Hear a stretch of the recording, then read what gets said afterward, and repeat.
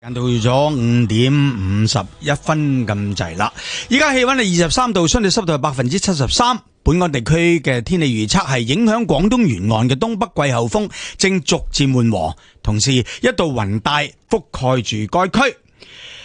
僱員再培訓局咧俗稱簡稱叫做再培訓局咧，會升格做技能提升局，同埋咧又會提供咧包括 AI 應用嘅各類技能為本嘅培訓，提升本地勞動人口嘅競爭力。僱員再培訓局主席黃傑龍呢就話，局方已經制定咗50幾項 AI 相關嘅課程，包括係數碼新技能嘅訓練啦，亦都有課程呢將 AI 融入去各個行業嘅工種嘅實務應用，面向有意投身相關領域嘅人，同時亦都要設計適合年長人士嘅課程，等佢哋喺生活中使用 AI。佢哋局方亦都籌備增設技能研究部，以更前瞻嘅方式嚟掌握市場對人力同埋崗位嘅變化，超前推出課程。該局呢亦都會搬入去九龍灣新總部，屆時會進一步添置 AI 同埋新經濟相關嘅設備同埋設施，希望喺地理位置同埋服務配套上呢更加貼近打工者嘅需要。嗱，僱員再培訓局呢令到大家有新嘅期待。現在我哋請嚟勞工界立法會議員李廣宇議員嘅。李議員你好。 Hello， 主持你好。關於呢個係呢個再培訓局咧，話會推出啲 AI 課程啊，先請問你，而家香港啲機構啲公司使用 AI 嘅情況係點咧？在打工仔嘅角度嚟講，一般打工仔又點樣攞到 AI 呢個工具嘅應用能力咧？嗬？係啊，其實而家 AI 嘅應用咧，我諗喺坊間嘅層面咧，個人嘅使用層面咧，大家都越嚟越多噶啦。我諗你同我都應該用好多啦。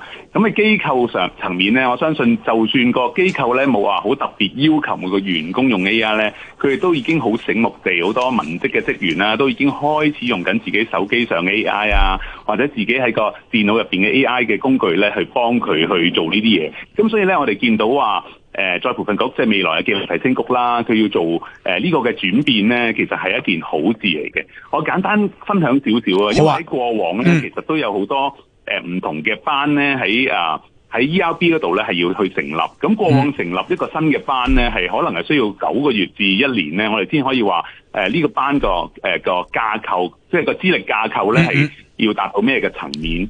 咁其實咧，主席咧早排我哋同佢都有見面去傾過呢樣嘢嘅層面底下咧，我哋都提及過話嚟緊會就住呢樣嘢咧喺九龍灣，頭先你都講過啦，會有佢有個新嘅中心咧去做呢樣嘢嘅。咁做呢樣嘢嘅同時咧，亦都可以會有好多叫 mini 嘅一啲 class 或者 mini 嘅 course 會走出嚟迷你嘅班。以往咧呢個班就話可能要搞9個月資歷認證，跟住先可以出台啦。咁 AI 咧係。即係你大家都見到，可能幾個月咧就已經有啲新嘢出嚟，咁冇可能等到9個月先可以認證噶嘛。咁所以呢啲咁嘅迷你嘅一啲嘅課程咧，嚟緊就會我哋見到喺個推出方面咧，就會越嚟越多。咁有幾多成話？你話有幾多成嘅企業員工係開始用咧？其實市場上有一啲資訊咧，都講緊話有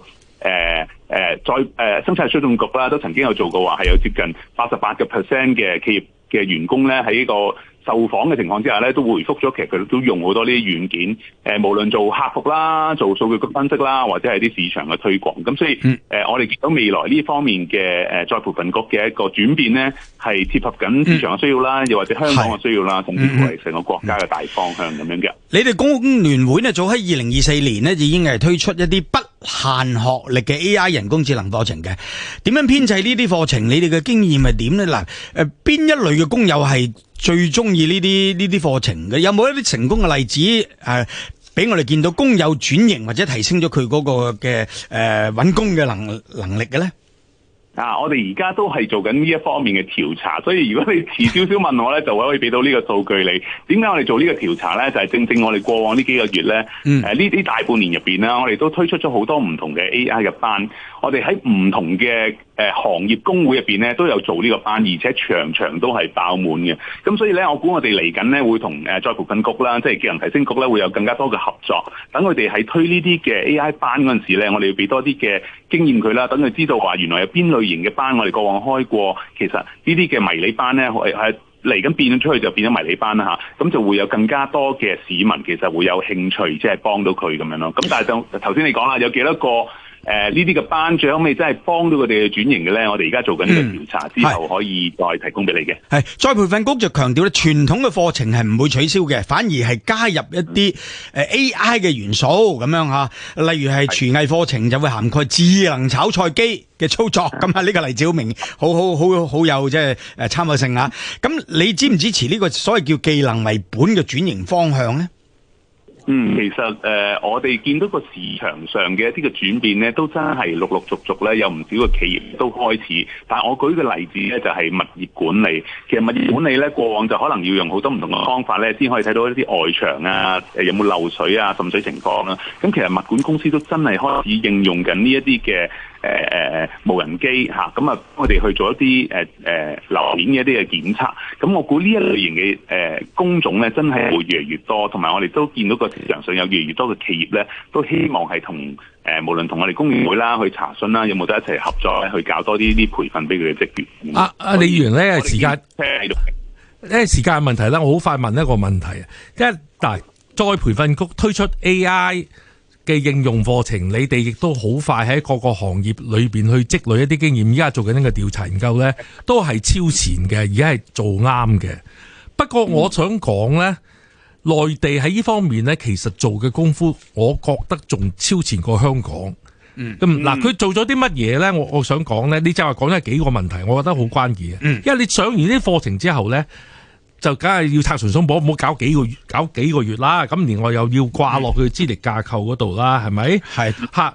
咁仲有一個問題就係嗰啲課程學乜嘢咧？咁內地其實講得好清楚嘅。第一咧，佢哋開始除咗掛呢個資歷架構，呢啲迷你課程咧，有時唔能夠一個課程做到一個資歷架構啊嘛。所以嗰啲迷你課程點樣好似砌積木咁砌成一個資歷架構咧？呢個要做一個堆砌，呢個就唔錯。最後一個問題要講埋嘅咧，就係佢哋咧就諗住咧係入去各個行業裏邊咧 ，AI 係水電煤嚟嘅啫，唔係一個獨立課程嚟嘅。係好咁啊！我哋亦都好多謝勞工界立法會議員李鋼宇議員咧，亦都結束咗今日嘅節目時間啦。接住有交通消息。